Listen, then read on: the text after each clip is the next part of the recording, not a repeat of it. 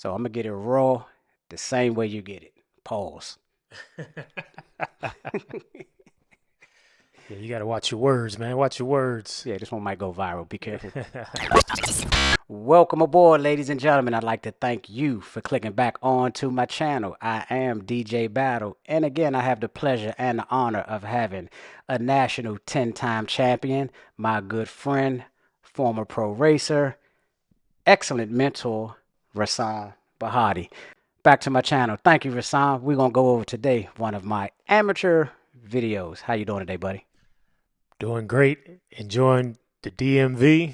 Hanging out with my boy here, and we're about to talk bike racing, so it doesn't get much better than that. Let's get into this race, ladies and gentlemen. This is a race, Ride Sally Ride. This race took place in 2024, summertime. Let's check it out. Let Rasan give me some pros, cons, and everything in between.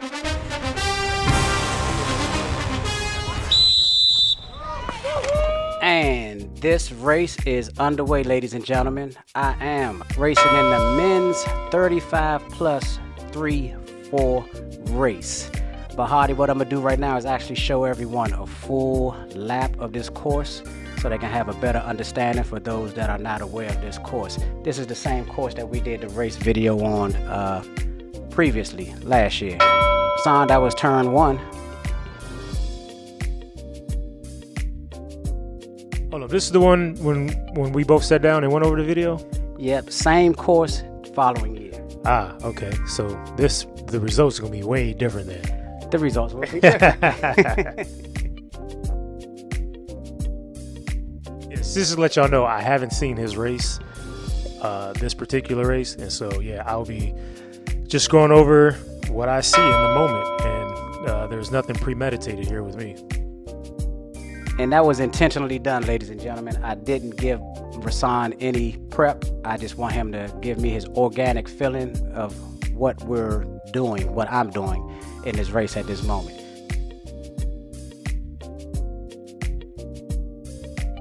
You're now rocking with DJ Battle. Coming up on turn 3, ladies and gentlemen. This is the final turn before we come up on the start-finish line. As I said before, I wanted to give you all a full lap. However, we will be cutting through this video to make it interesting. That was the start-finish line. Going into lap 2, Rasan.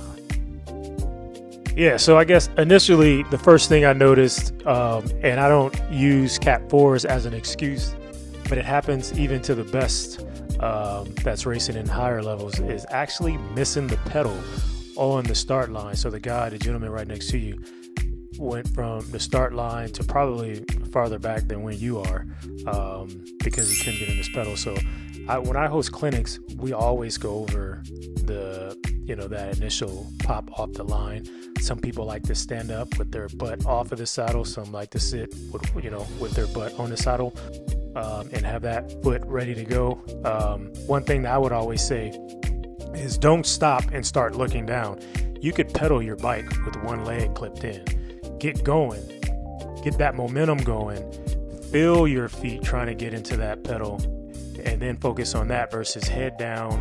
And then, if this was a race that was only down to a lane or two, that particular rider would be last wheel in no time. So it's thing, especially as new guys, you should get in the habit of. And you can practice while you're training. When you get off the light or a stop sign, or you're riding in the city, those are times to practice your start.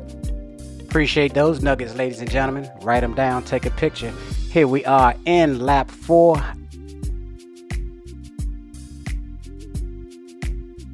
I swear to God, we was rolling.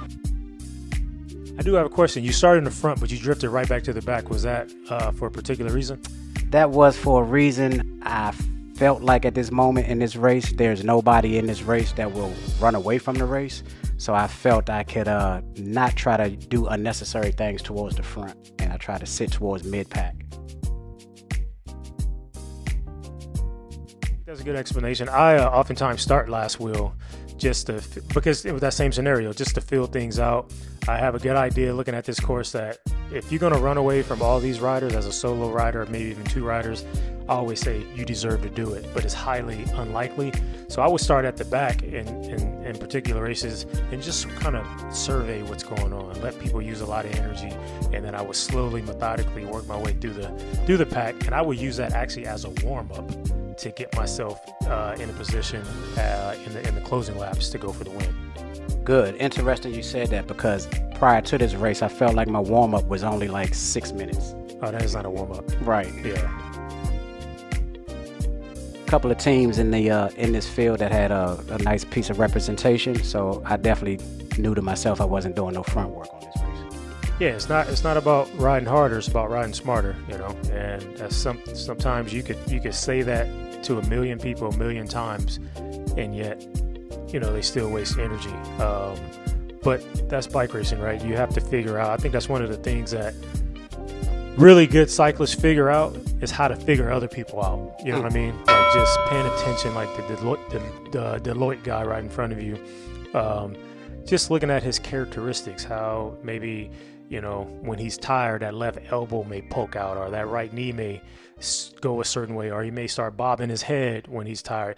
Those little things I'm always looking at, especially from the good riders. And I'm not picking on this guy, but maybe he's not a good rider, but let's just say he is one of the top riders out there.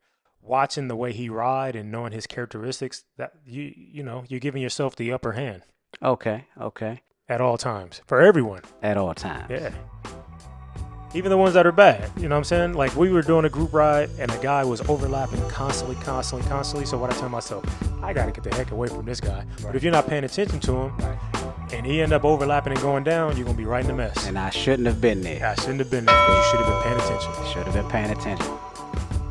Glad you told me that on video too, because I tell some of the people that we all ride and try to help each other out. I tell them the same thing. You are responsible for where you are.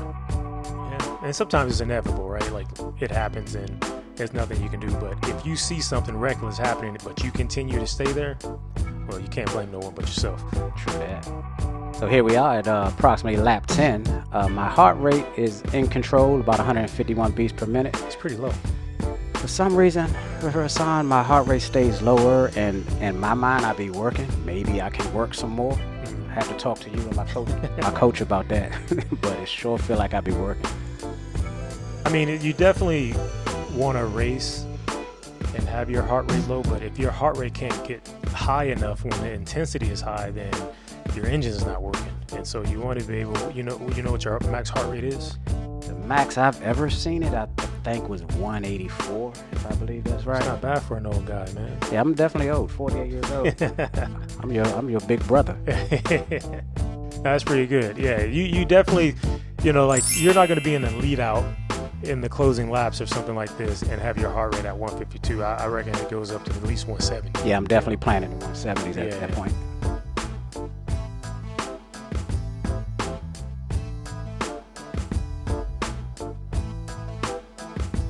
I see you had your head down right there, so that means you guys were going pretty fast. We're 28 miles an hour right now, which is coasting. You can just tell by the angle, which is a good thing. I often see people racing and the speeds get high and their body language doesn't change. They don't get arrow. They don't tuck their elbows or anything. It's like a plane won't take off if it was a big box. You know what I mean? So the faster you go, the more arrow you should be. True.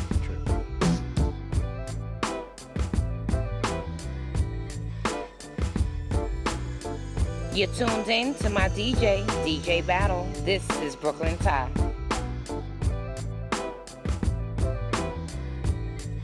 It looks like they've been riding the front just as a team. Was that their tactic for the whole day? SLR Speed Lab Racing, that's a local team. I don't know what their tactics were. I didn't ask any of them. But they're some pretty cool guys. And let me just stop you right there. So you saw the attack on the left-hand side. From the left, that's correct. So in your mind, what are you thinking at that moment? When I saw the attack go off and I looked at the clock and I see we're not even halfway through the race yet, that was no concern to me. Gotcha. Yeah, one thing I do when attacks happen like that is just, I'm not going to chase them unless I feel like they're threatening, to your point. But I do like to put myself in a position to make sure I can accelerate just a little bit. Because typically when you see 2 or 3, there's going to be 2 or 3 more and then 2 or 3 more. So Okay. if you like the position that you were in at that point, which was like somewhere around the top 10, and so now you're 12 guys back, 14 guys back, and all of a sudden you're 25 guys back because you didn't give yourself any space to move up. And it's not a big effort. It's just accelerating, maybe going, from 25 to 26 and a half or even 27, just to make sure that when the things do fan out, you're right in there and you're not in that the what they call it, being on the back foot. Okay. I'm going to write that note down. I don't race that much per year, ladies and gentlemen. I generally do about 2 to 3 races after coming off of an injury. Had to put things in a different perspective. So here we are, lap 15 out of 26. I will say we're halfway finished with the race. Yep, your beats per minute on your heart is up by 10 beats, so that's good. That means the engine is nice and primed. Temperature dropped off, so I was looking at the temperature. You guys started, it said it was like 99. I don't know if it dropped 9 degrees or not, but almost 100 degrees is hot for a crit race, and I can notice that it is hot because a lot of people are taking on fluids. Yep, there go me again, sipping again. I found myself trying to get more comfortable within the pack / within the field peloton. Working through that post-traumatic. And here we are. I would say we've definitely been on the business side of the pedals of this race. You see them, they snaking across left and right of the road. But I still feel good, Rasan. 31 miles an hour. Watch pretty low, and this is a slight false flat right here. False flat, downhill or uphill? I'm sorry, false flat uphill into this right-hand turn. Okay. Yeah, you guys are rolling. I know, like, if this was a training crit, and maybe they train out here, I'm not sure. I'm always weary of people clipping pedals, sliding out, and so if you turning right and you clip a pedal, you slide out to the left. So one thing I always focus on, and maybe during the middle of the race, it's not so as important, but in the end of the race, you didn't exhaust it, let's just say 50 minutes of a 60-minute race, and you're getting out to the end. I like to put myself in a position where I'm in the inside, just in case someone does clip a pedal or slide out or have a blowout or whatever it may be. I'm going to give myself a better chance of escaping that mishap, because they're not going to go to the right if they crash. They're going to go to the left in a turn if they're, in the pedal slide now. So these are all the small things that's always running through my mind, and I'm practicing those things in the race. I don't just do it, okay, it's 5 laps to go, now I'm going to go inside. No, I'm seeing which corners is the best to set myself up. I already know where the wind is coming from. I know which side of the sprint or which side of the road for the sprint I need to be on. I might set it up to where I know I need to have somebody on my right-hand side because that's where the wind is coming from. It's going to protect me. So all these things are going through my mind, and I'm practicing them during the race. That's why I always tell the young folks, it's like, if you just follow me, I don't just ride the ride. Everything I do is for a reason. I hope to get in some practice training Chris with you. Done a numerous amounts of group rides with you. So here we are, approximately 5 laps away from the finish, Rasan. And I will admit to you, I know you're going to get on me, I lost track when it was 1 lap to go. We'll talk about that when we get there. No, let's talk about it now. No, just kidding. But you see, my heart rate is still, I guess, relatively low. I don't know what's going on with my body. Maybe I have more in me. Yeah, and that's one of the things that I like to do in a race. Like if I'm looking down, and I hardly ever look at my heart rate, but lately I have because of the cardiac issue that I had. I do look at that metric now. But if my heart rate is low and I'm not seeing 170, 175, I may attack or go for a preem or go across to a break, do something to let my body know that I'm alive. You know what I mean? And so if you're so stagnant for so long, when it comes time towards the end of the race, you're trying to wake up the beast, and the beast is knocked out. You know, it's comatose right now because you just rode around for 45 minutes without really doing anything. Without stressing it. Yeah, so you got to sometimes put your body under stress, and I'll do that. That's why in a pro race, for instance, there's maybe 150 people, I'll start last wheel, and I'll just pick my way, and those little efforts actually is part of my warm-up, and it allows me to open up, and get my heart rate high. Sounds good to me. Here we are, 2 laps to go. It's a slight, I would say, break up the road. But with the combination of riders of who we have, I know this break is coming back. I don't think nobody's going to hold it 2 laps from this field. And here we are, 2 laps to go. I'm going to show you the whole final lap also for you and the viewers, so you can see how this race shook out. And we still on the business side of the pedals.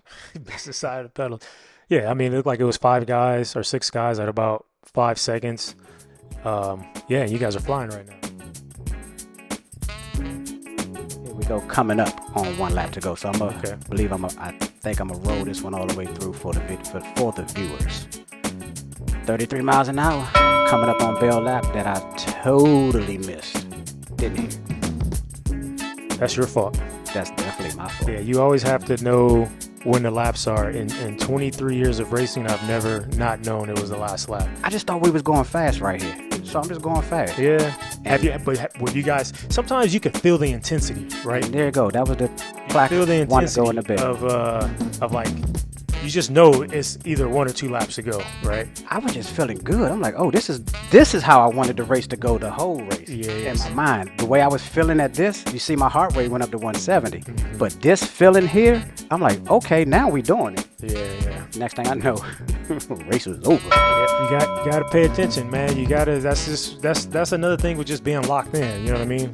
Not allowing outside distractions to disrupt your focus. I always say most of the big races that I won, I was so relaxed, but also so focused. I didn't hear anyone. You know, some riders try to talk to you and get under your, distract you while you're racing. Oh, Bahati, you look good, or whatever it may be. I lock all that out. So my buddy behind me, he's yelling at me, "This is the last lap, Battle. Go, go, go, go, go." Oh, yeah. And I was like, what? So here I am I'm like, oh man, I'm a little bit too far back. And you about 20 guys back. Yeah, the winner's already going through the final turn. So I was like, oh man, I definitely screwed that up. Yeah, and the quick sprint out of the corner too, huh? Downhill sprint too. Downhill sprint. So if you get to that last corner, first, second, you're probably going to win the race. Wow. Yeah. Yeah, those are all interesting finishes when you have to race to a corner and the finish is just right out of there. That's what I personally love them, but they're not for everyone. Yeah, DJ tell me that all the time, man. He said if you can get to the last corner, you got a shot. Yeah, but you got to get there, and you got to know the laps. You got to know.